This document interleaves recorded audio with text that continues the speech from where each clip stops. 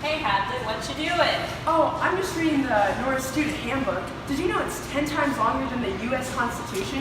No.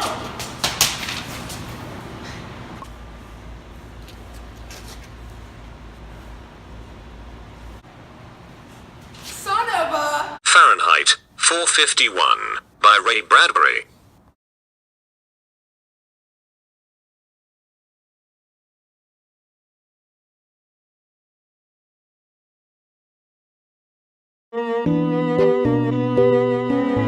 Guy Montag is the main character. He's a fireman whose job is to burn down houses that hide books, which are now illegal. Mildred Montag is the wife of Guy, and she's addicted to sleeping drugs and smitten with technology.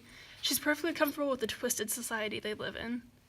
Fire Captain Beatty is Montag's boss, and also his foil. He's intelligent and persuasive. Clarice is Montag's young neighbor who makes him question everything he thinks he knows. Last is Faber, an elderly acquaintance of Montag who has a passion for reading despite the danger it entails. The novel takes place in an unspecified American city in the not-so-distant future, with a society which hates anything that offends anyone. There are two main conflicts in this story. The first is character versus society. Montag takes a chance and kidnaps a book from a house he was burning down. The now lawbreaker man begins to investigate others who are potential book lovers and sees the world for the brainwashing organization which it's become. Montag rebels, but will he survive being hunted by the organization which he had once worked for? The second conflict is character versus self. Montag must learn to come to terms with himself against what he has been taught his entire life. In order to deal with external threats, he must be sure of what he thinks and deal with his internal struggles first.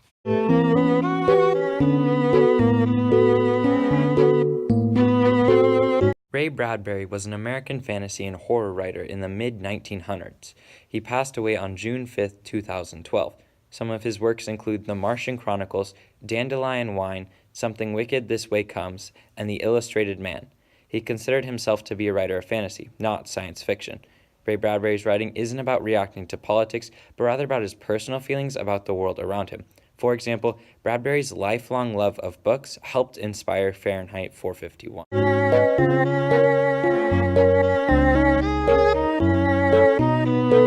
Ray Bradbury grew up in the Great Depression, which saw a dramatic shift from a relaxed, laissez-faire government to a much more controlling New Deal government.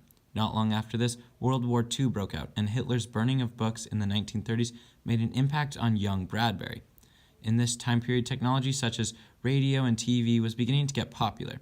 He wrote this novel in 1953 in just 9 days. Now, the mix of world problems and technological advances helped shape Fahrenheit 451.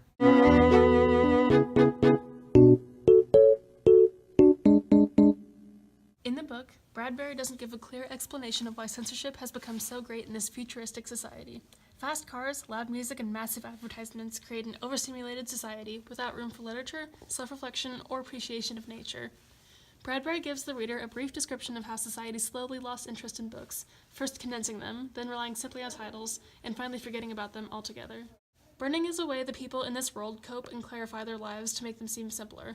Instead of merely being destroyed, books are burnt, showing a more intimate and personal level of violence. On page 60, Bradbury says, "Forget them. Burn them all, burn everything. Fire is bright and fire is clean." No character in Fahrenheit 451 holds religious beliefs, yet Bradbury includes many religious references in this novel. The book Montag saves from an old woman's house is the Bible. Throughout his tribulations, Montag holds on to this book and memorizes passages.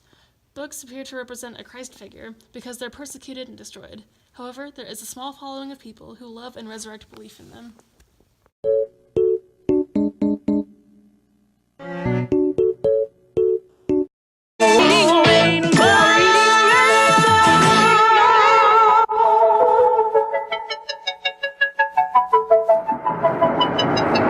Our group gave Fahrenheit 451 4 out of 5 stars. Overall, we thought it was entertaining, engaging, and hit the nail right on the head about society and censorship.